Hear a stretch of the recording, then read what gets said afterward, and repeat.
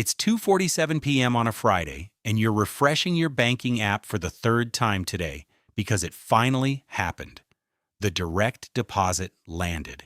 Your first real paycheck from your first real job, sitting there in your account like a number you don't quite trust yet. For about 6 hours, you feel invincible. You do the math in your head. This number times 12, times however many years. And it feels like more money than you've ever been near in your life. You open 3 tabs, one for an apartment listing, one for a car you've been eyeing since high school, one for a pair of shoes you've wanted since freshman year. And then, without really deciding to, you spend the next 2 weeks proving a rule you didn't know existed. The first paycheck doesn't get budgeted. It gets felt. And what you feel, almost universally, is way richer than you actually are. This isn't a discipline problem. It's a default problem. Nobody hands new earners an instruction manual for their first paycheck. No class in school walks you through what to do with money the moment it starts arriving on a schedule. So your brain does what brains do when there's no instructions. It defaults to whatever feels good in the moment, and it calls that a plan. Here's where that default leads, in aggregate, across an entire generation of first-time earners. According to a 2023 Bank of America survey on Gen Z financial habits, nearly half of employed Gen Z workers report living paycheck to paycheck within their first 2 years of full-time work.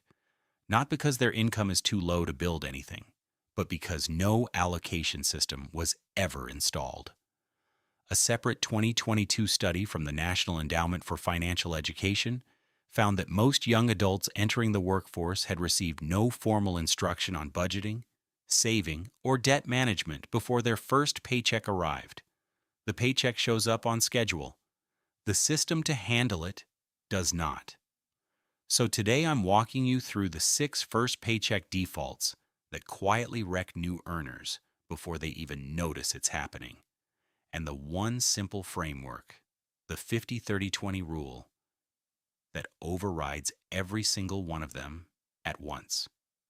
By the end of this, you won't just understand the rule, you'll know exactly where your specific dollars are supposed to go the next time your paycheck lands. Let's get into it. Default number 1, budgeting off the number in the job offer, not the number that lands in your account. When you accept a job at $55,000 a year, that number burns itself into your brain. You divide it by 12, get roughly $4,580 a month, and quietly start building a mental picture of your life around that figure. The apartment you can afford, the car payment that seems reasonable, the amount left over for everything else. Then, the first paycheck arrives and the number is smaller.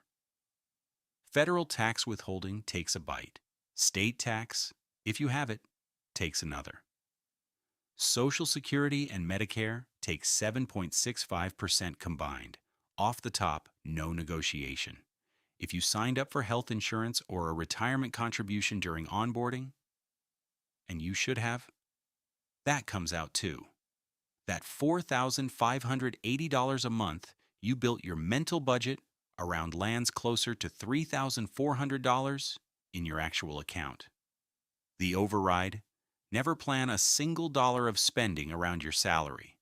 Plan every dollar around your net pay, the number that actually deposits. Pull up your first pay stub, find the line that says net or take home, and treat every other number on that page as if it doesn't exist for budgeting purposes.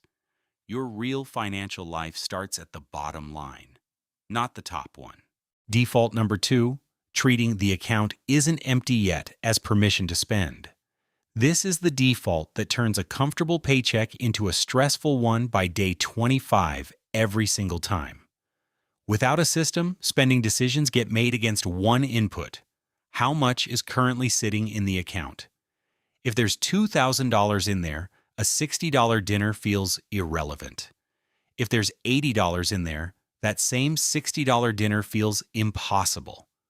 The dollar amount of the purchase never changes. Only your perception of whether you can afford it changes.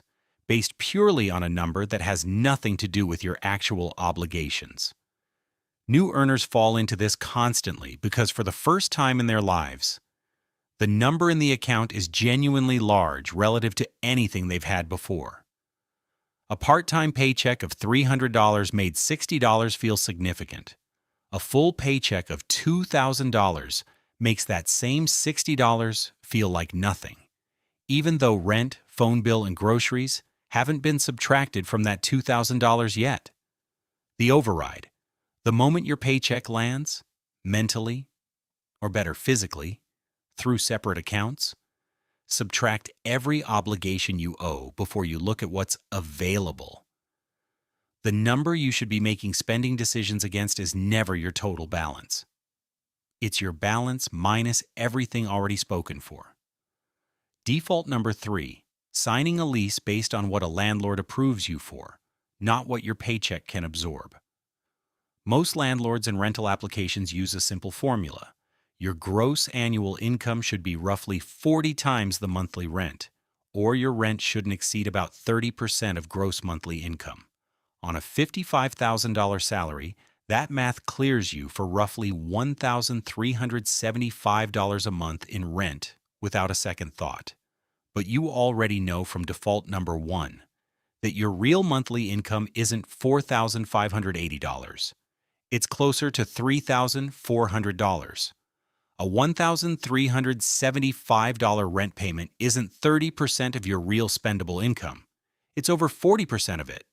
Add utilities, a phone bill, and groceries, and a first apartment that felt approved and reasonable on paper can consume the majority of every paycheck before a single discretionary dollar gets spent. This is the single most common financial trap for first-time earners because it doesn't feel like a mistake. It feels like following the rules. The landlord ran the numbers. The bank ran the numbers. Everyone said yes. Nobody involved in approving that lease has any incentive to ask whether you'll have money left over for anything else. The override. Run your own rent math against net income, not the landlord's math against gross income, before you sign anything. Default number 4. Putting off saving until things feel more stable. New earners almost universally plan to start saving later, after the signing bonus is spent, after the apartment is furnished, after the first few paychecks establish a rhythm. It feels responsible in the moment, like you're waiting for the right time to be careful with money. The problem is that stable never announces itself. There's always a next expense competing for the same dollars. A security deposit, a friend's wedding, a car repair, a slightly nicer version of something you already have.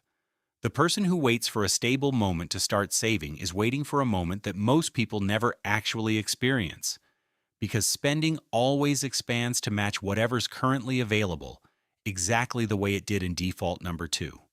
The cost of this delay is not linear. It's exponential because of how compound growth works.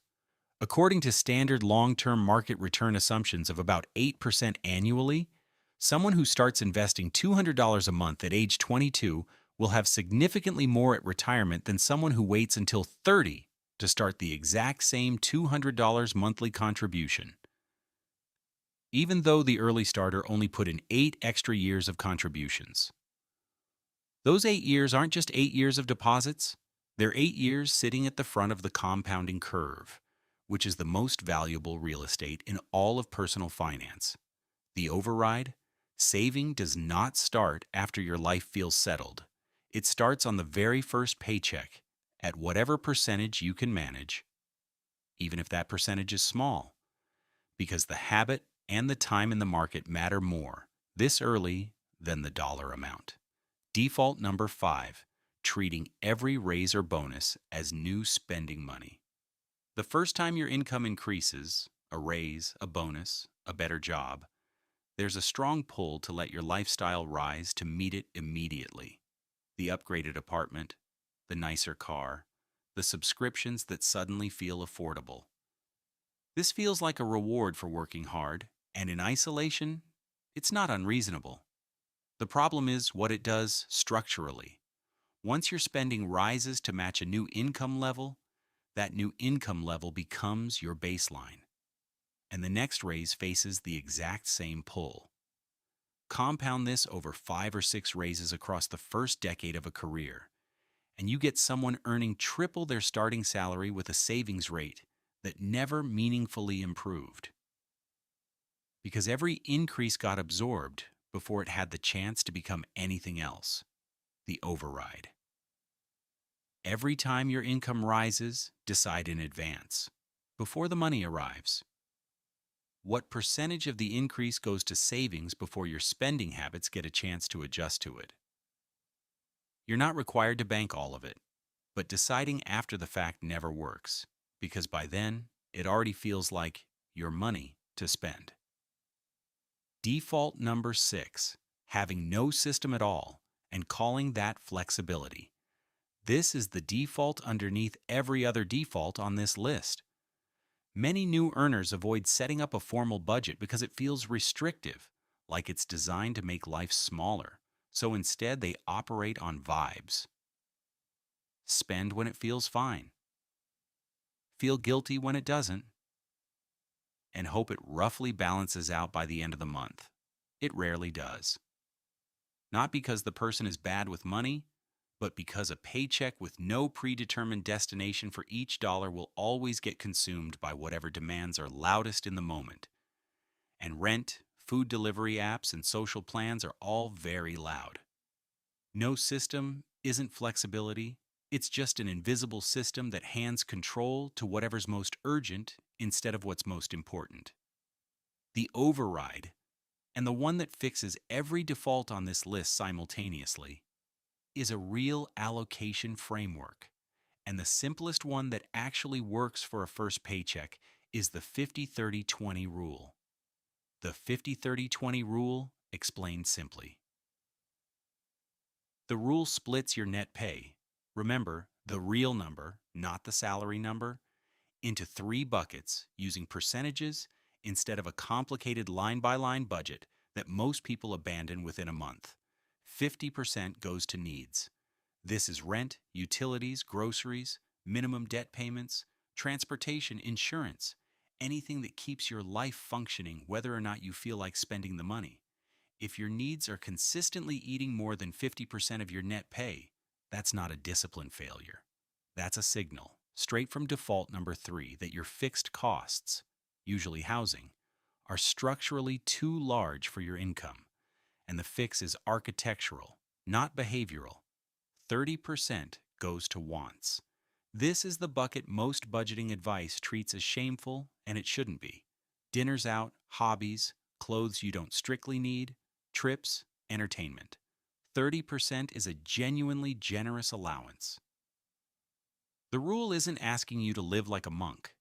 It's asking you to put a ceiling on the category that otherwise expands to consume everything, the way it did in default number 2. 20% goes to savings and debt payoff beyond the minimum. This is the bucket that builds your actual future. Retirement contributions, an emergency fund, extra payments on any debt beyond what's required. This is the piece default number 4 and default number 5 were quietly stealing from you, one delay and one lifestyle jump at a time. Here's what that looks like on the real numbers from earlier in this video. On a net take-home of $3,400 a month, $1,700 covers needs, $1,020 covers wants, and $680 goes straight to savings and extra debt payoff, every single month automatically, before any of it has the chance to feel like disposable cash. Run that $680 a month forward at a long-term average market return of around 8% annually, and by age 32, 10 years into a career that started at 22, that consistent monthly contribution alone grows to roughly $125,000. Not from a bonus, not from a lucky investment, not from cutting out every joy in your 20s, from one simple percentage split applied to a normal paycheck, left alone to compound. That's the entire function of the 50-30-20 rule. It doesn't ask you to track every coffee or feel guilty about every purchase. It gives every dollar a job the moment it lands, so none of it is left sitting around waiting to become an accident. If this feels like a lot right now, if you just did the math on your own paycheck and the 50% needs bucket is already blown past its limit before you've spent a single discretionary dollar, you are not failing at this. You're looking directly at default number 3, a fixed cost, usually rent, that was approved based on gross income instead of the real number. That's not a spending problem you can fix by skipping coffee. It's a structural problem worth solving directly, even if the solution takes time. And if 20% feels completely out of reach on your very first paycheck, start smaller. 5% into savings, done automatically and consistently, beats a theoretically perfect 20% that never actually gets set up because it feels too far away right now. The specific number matters far less than the fact that a number exists at all, deducted automatically, before your spending brain ever sees it. You don't need to overhaul your entire financial life by your second paycheck. Open your banking app right now, set up one automatic transfer, even a small one, into a separate savings account, timed to land the same day your paycheck does. That single move undoes default 2, 4, and 6 all at once. Everything else on this list can be adjusted gradually, month by month, as your income and your confidence both grow. The first paycheck doesn't determine the rest of your financial life. What determines it is whether you let that first paycheck teach you a system or let it teach you a habit. One of those compounds into freedom. The other compounds into exactly the paycheck to paycheck cycle. Nearly half of new earners report finding themselves in within 2 years of starting work. The number in your account right now is smaller than you think and more powerful than you think at the exact same time. The 50-30-20 rule is just the map that shows you which is which.